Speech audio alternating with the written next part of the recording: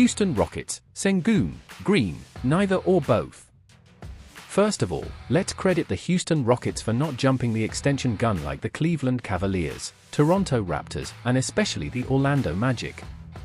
Those teams handed their 2021 first-rounders, Evan Mobley, Scottie Barnes, and Franz Wagner, max extensions this off-season, a full year ahead of restricted free agency.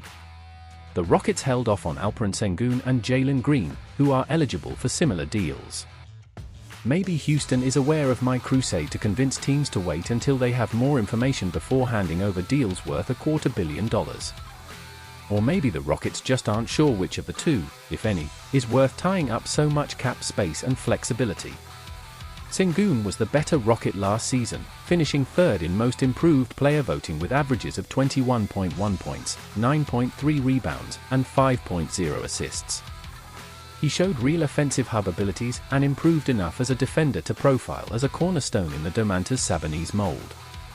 Green, though, erupted down the stretch as Houston reeled off a 13-2 mark in March, a good chunk of which an injured Sengun watched from the sidelines. Do these two fit together in the best future version of the Rockets? Should Houston prioritize one over the other? Are Amen Thompson and Jabari Smith Jr. actually the better long-term investments? Houston's glut of young talent is a good problem, but it's already time to start making some tough decisions. Indiana Pacers, are Benedict Mathurin and Jarace Walker trade chips?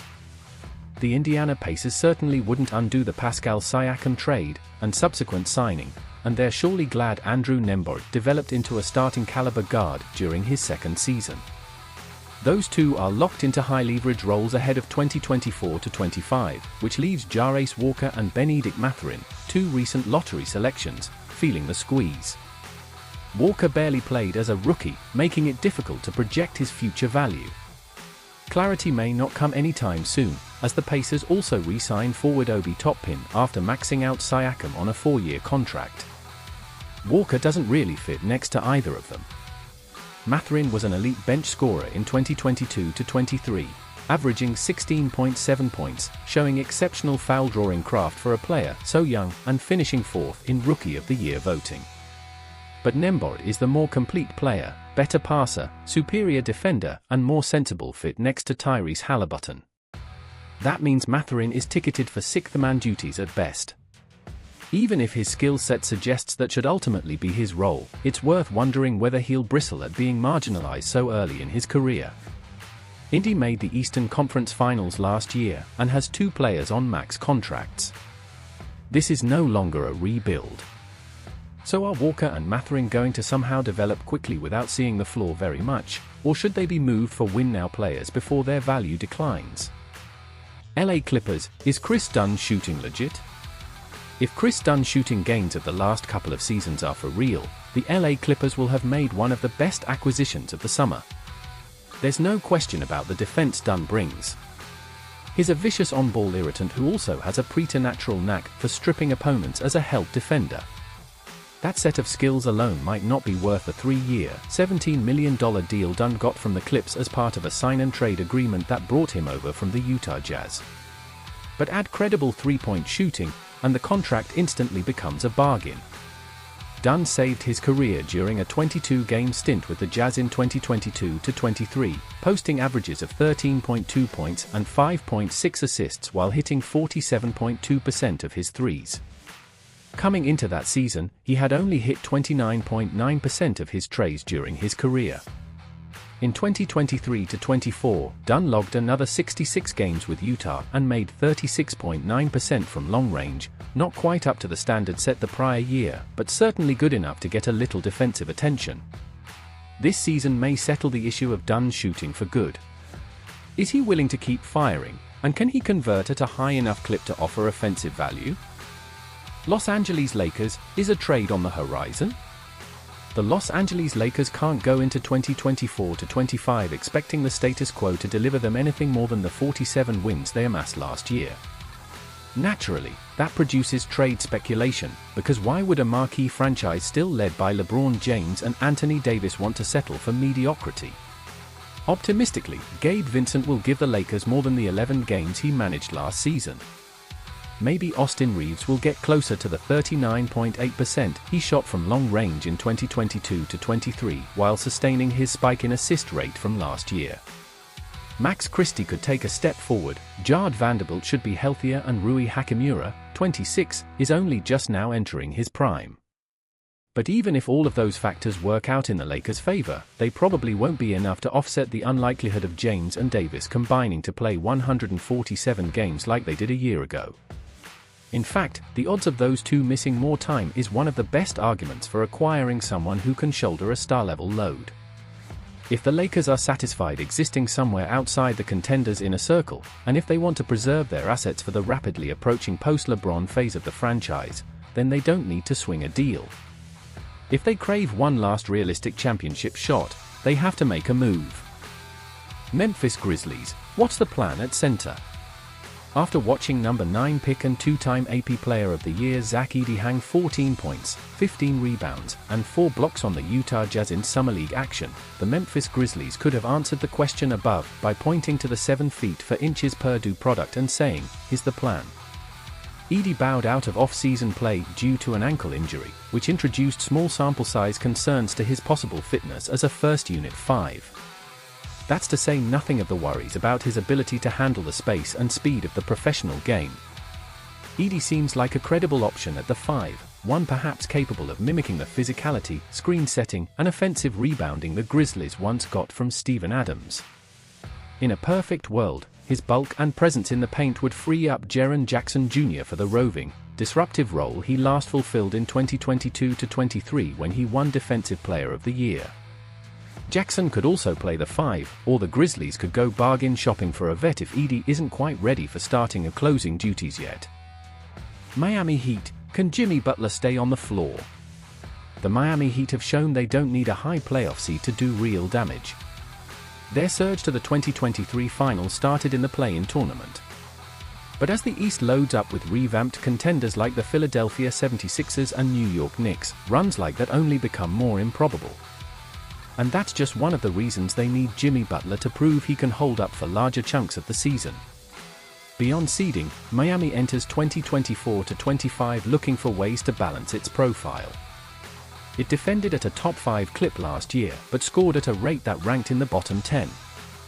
More minutes from Tyler Herro, Terry Rozier, and rookie Kel'el Ware could flip those in the other direction. It's Butler, and Bam Adebayo, of course, who have the two-way capacity to keep things balanced. Entering his age 35 season, Butler is well past the age at which we used to predict major decline.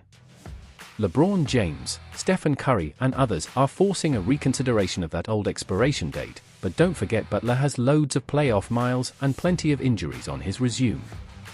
He hasn't played more than 64 games in a season since 2018-19. Milwaukee Bucks, is Gary Trent Jr. up for the defensive challenge? If Gary Trent Jr. gives the Milwaukee Bucks, say, 25 games of slightly below league average production, he'll still be a bargain. The Bucks obviously want more than that from him, but we need to keep in mind the normal expectations for a minimum salaried player. Milwaukee got similarly lucky when the market overlooked Malik Beasley last year, and Trent is going to provide similarly incendiary shooting as a likely 5th starter. Trent's career 38.6% knockdown rate from deep is right in line with Beasley's 38.5% figure, and both are high volume per minute gunners.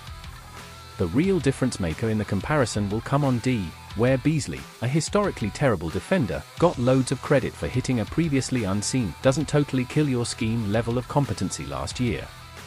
Trent needs to be better than that, and his impact has to go beyond the steal-hoarding behavior he's exhibited throughout his career. Damian Lillard's defense isn't scaring anyone, and Chris Middleton had surgery on both ankles this off-season. That means the most dangerous opposing guards and wings will see Trent matched up across from them more often than not. If the Bucks are going to avoid a 3rd straight first-round out, Trent has to embrace the stopper role. Minnesota Timberwolves, can Rob Dillingham be ready right away? Rob Dillingham is in line for more responsibility than most mid-lottery rookies have to handle, as a 56-win Minnesota Timberwolves team heads into 2024-25 with him as its likely backup point guard and bench scoring spark. That's a heavy burden under any circumstances, but Minnesota's championship aspirations and Mike Conley's age make it even weightier. Dillingham could even start a fair number of games. Minnesota obviously believes in the high-scoring Kentucky product, having sent out an unprotected 2031 first-round pick and a top 1 protected 2030 first-round swap to get the number 8 pick from the San Antonio Spurs. Dillingham filled it up in college, posting 15.3 points per game in only 22.3 minutes. He's got the full get-buckets starter kit, complete with step-backs, change of pace zip and blistering speed when he needs it. Think a young, jittery Lou Williams. That said, Dillingham will spend about half of this season as a teenager. If he avoids some ugly stretches in which he seems totally overwhelmed, he'll be the exception to the rule. Can he survive defensively?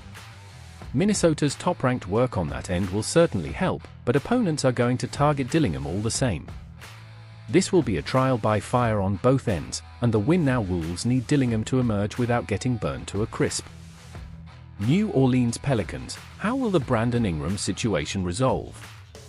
Brandon Ingram doesn't have a new contract extension as he enters the final year of his deal, and no reports indicate the New Orleans Pelicans have come close to trading him.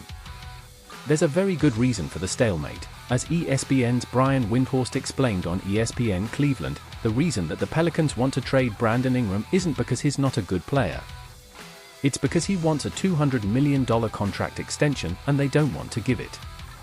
And whatever team trades for him inherits the exact same situation, a player who wants a $200 million contract extension. We've seen recent examples of this situation working out. The Toronto Raptors waited until Pascal Siakam and OG Anunoby were in the last years of their deals. Anunoby had one more but was likely to opt out, and they recouped good value in trade for both forwards this past season. The issue hung over Toronto all year, though, and one imagines the Pelicans would like to avoid distractions as they try to prove they're a fringe contender. What's more, New Orleans also has two players, essentially at Ingram's position, in Trey Murphy III and Herbert Jones, who make more sense next to superstar Zion Williamson. The Pels don't need Ingram, and reportedly don't even want him at his asking price. This will be the story in New Orleans until Ingram either re-ups, gets traded or announces he'll play things out on an expiring deal.